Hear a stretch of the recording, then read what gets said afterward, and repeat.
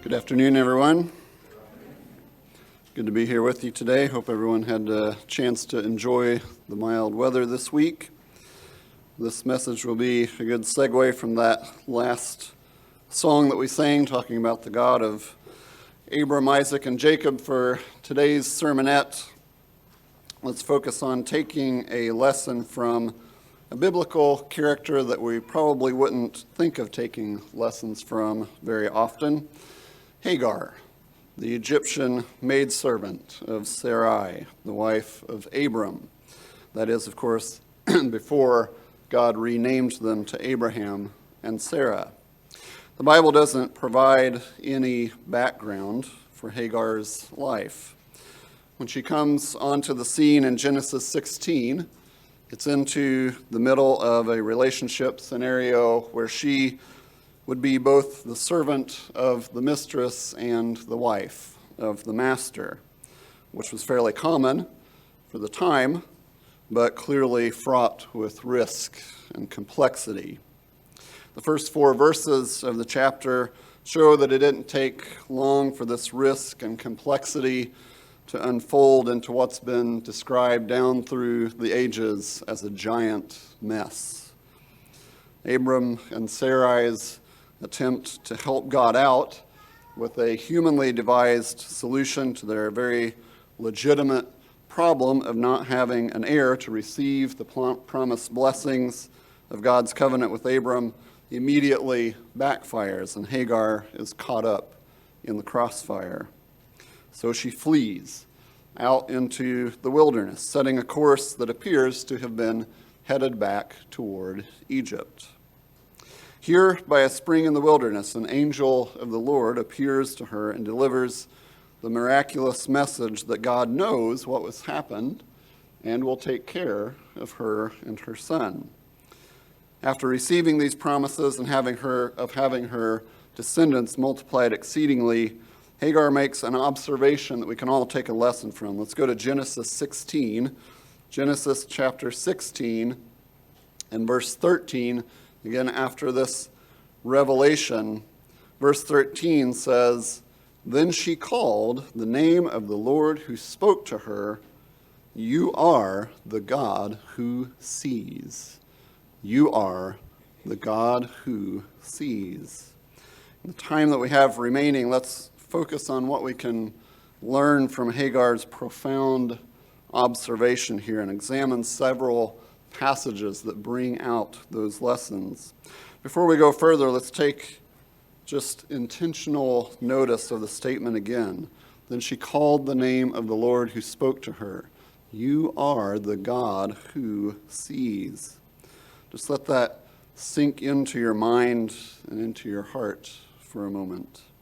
As human beings, there is little more important to us internally than to be seen, to be known, to be genuinely understood.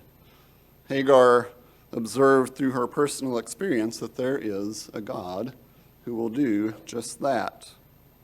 At the beginning of verse 14, the narrative goes on to state that because of what had taken place there, the well at the location where this had occurred was called Bir Lahai Roi. Not sure if I'm pronouncing that right. In the margin notes of the New King James translation, it states that the literal translation for this is well of the one who lives and sees me. In that literal meaning, 2 points of critical importance for our relationships with God are highlighted. First, it points out a truth that cannot be taken for granted, that we should highlight at every turn. There is a God who lives, not might live, not could live, not did live but now doesn't. There is a God who has, does, and always will live, because as the Apostle John wrote, he has life in himself. As humans, we do not have life inherently within ourselves, but God does. And that makes the second portion of what this literal meaning reveals all the more incredible. The last portion of the translation points out the profound reality that not only is there a God who lives, but the same God who sees me. Not just someone, but me. If we're honest with ourselves, even for we who fervently believe that God has called us, the reality of being personally seen by God is still just barely comprehensible. There is a degree to which it will always be so. Paul wrote about this. Let's go to 1 Corinthians chapter 13. 1 Corinthians 13. And at the end of what's often called the love chapter, Paul writes about the reality of our humanity against the reality of how God works with us. 1 Corinthians 13, starting in verse 9, Paul wrote, "For we know in part, and we prophesy in part." In other words, Paul is saying we don't have the capability to fully internalize, to completely discern and grasp and comprehend the impact of God's love and plan for us. But we can achieve a measure or a degree of that full picture.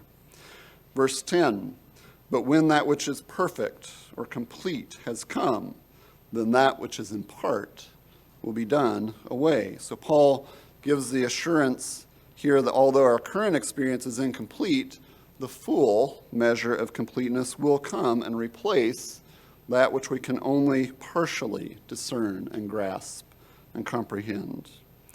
Verse 11, "When I was a child, I spoke as a child, I understood as a child, I thought as a child.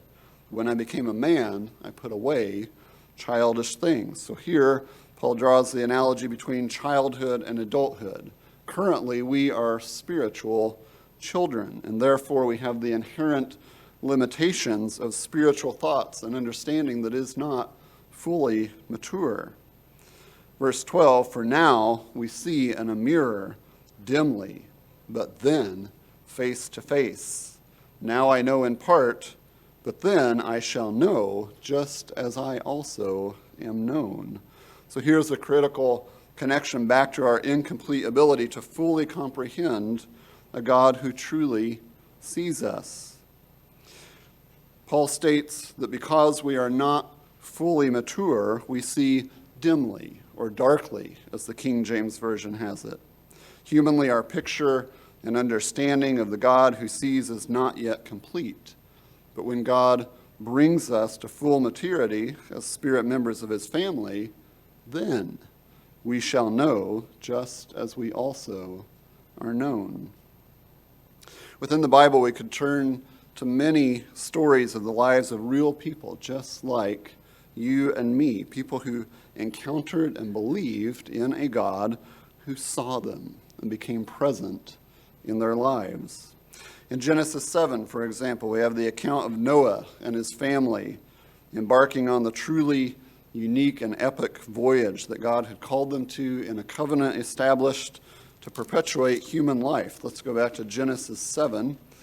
Genesis 7, and as this voyage begins to embark in the first verse, Genesis 7:1, it says, "Then the Lord said to Noah, 'Come into the ark, you and all your household.' Why? Because I have seen that you are righteous in this generation." God brought Noah into this covenant for a reason, namely that he saw the kind of life that Noah was living as he worked with him. The course of Noah's life, and in fact his ability to survive and his family's, was dramatically altered by the active presence of a God who saw what he was doing.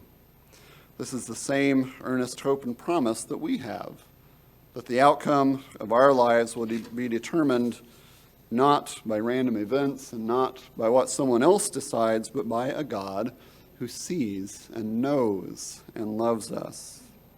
In Genesis 31, we have the account of Jacob's transition back to the land that he came from, away from Laban, whom he had served for 20 years. God had been with Jacob, and he had been steadily building wealth, while Laban had been dealing unfairly with him and had steadily seen his own wealth decreasing. So when Jacob flees from Laban and eventually encounters him again face to face to defend himself, he makes an incredible statement about why he had prospered. Genesis 31. Genesis 31, and in verse 42, Jacob says, "Unless the God of my father, the God of Abraham, and the fear of Isaac had been with me, surely now you would have sent me away empty-handed. God has seen my affliction and the labor of my hands." Earlier in the same account, in verse 12, God came to Jacob through a dream and said, "I have seen all that Laban is doing to you." So from this and many other experiences, Jacob knew to the depth of his being that the course of his life had been changed for the better by the active presence of a God who saw what he was doing. The key takeaway is that God saw Jacob's work and the difficulty that he encountered. God acted in Jacob's life based on what he saw. What was true in Jacob's life is true in ours as well.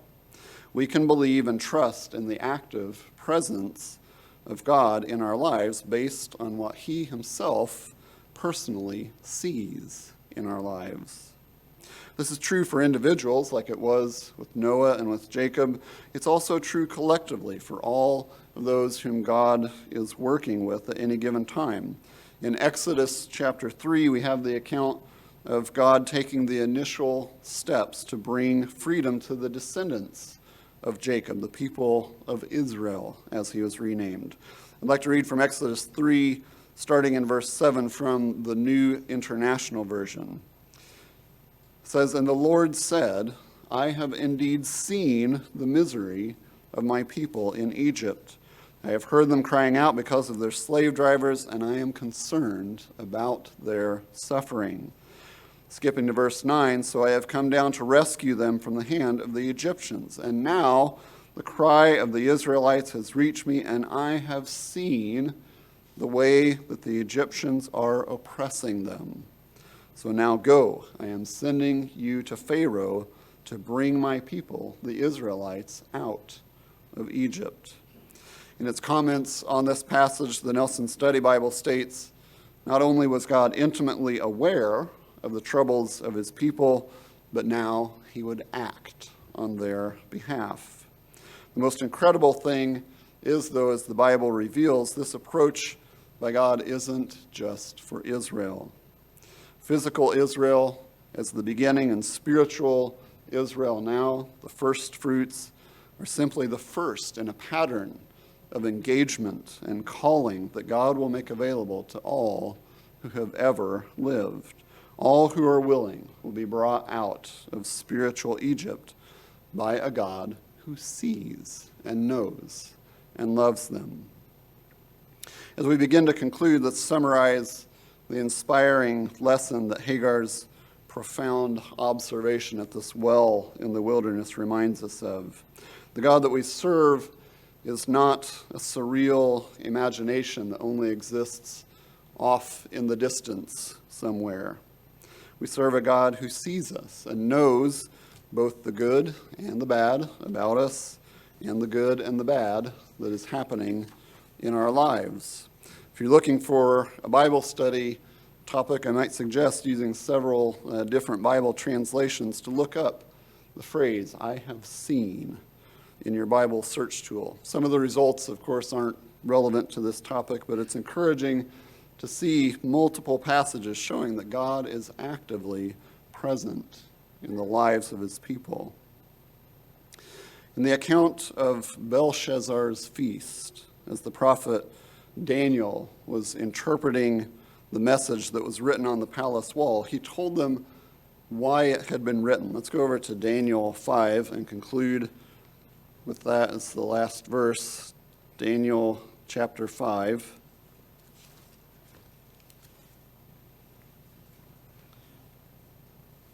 And let's close with this warning that was stated to Belshazzar, but is relevant in all times and for all who desire to have a relationship with the living God.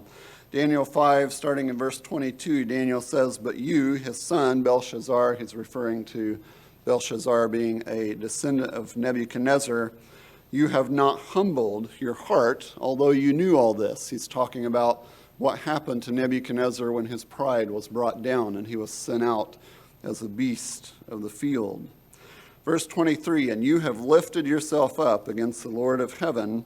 They have brought the vessels of his house before you and your lords, your wives and your concubines have drunk wine from them, and you have praised the gods of silver and gold, bronze and iron, wood and stone, which do not see or hear or know. And the God who holds your breath in his hand and owns all your ways, you have not glorified.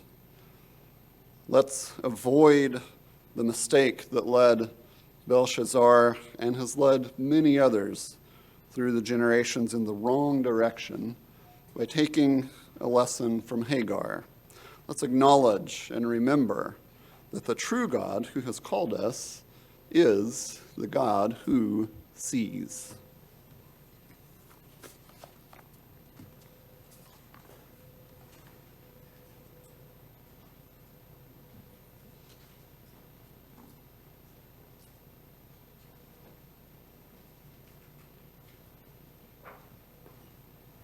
Thank you, Mr. Cobb, for that message.